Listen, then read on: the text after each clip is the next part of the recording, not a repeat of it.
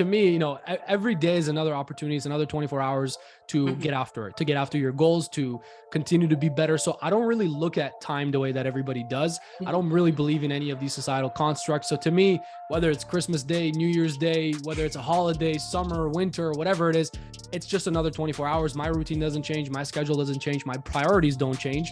So from right now to what is it, a few days from now, I'm not a different person all of a sudden just because a calendar flipped. And if you Yeah. trace back the calendar year, you'll see the roots of where that even came from. It's all made up.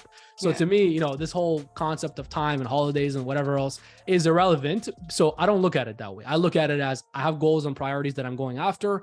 Every day is another 24-hour cycle, another opportunity to get closer to those goals and priorities. And I would try to impart that on everybody else, your audience who's listening as well. I think it's going to be very helpful if you look at it that way, especially again, in a competitive world. If you can think that way, you're going to get ahead. I'll give you a piece of advice around the New Year thing. For And sure. I actually did this exercise earlier today, believe it or not, with a group of my own clients, and everybody loved it. It was very helpful. This exercise is, instead of looking into the future, into the Mhm. new year and thinking new year, new me, new year resolutions and so on, and trying to hypothesize what you're going to do differently this year and so on.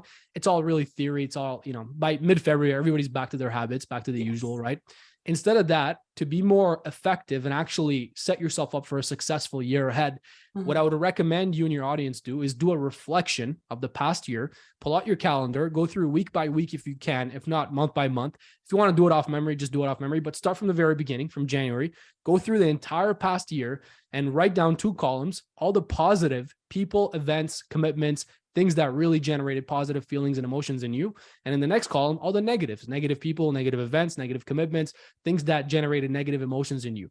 Make those 2 lists and then really fine tune and realize which ones are the most powerful emotions, the most powerful instigators, whether positive or negative, Mhm. and just look to do more of that in the new year. Look to, in the positives, schedule them into your calendar. Look to actually, reach out to the people who generated these positive feelings in you over the past year. Look to do more of that and do it in an actionable way. So it's actually in your calendar. It's real for you. With the negatives, keep it in front of you until it's top of mind that these are things, people, events, commitments that I'm no longer going to subscribe to. I'm no longer going to entertain. I think that's a much more helpful exercise to do than sitting down and New Year resolutions and so on and so on.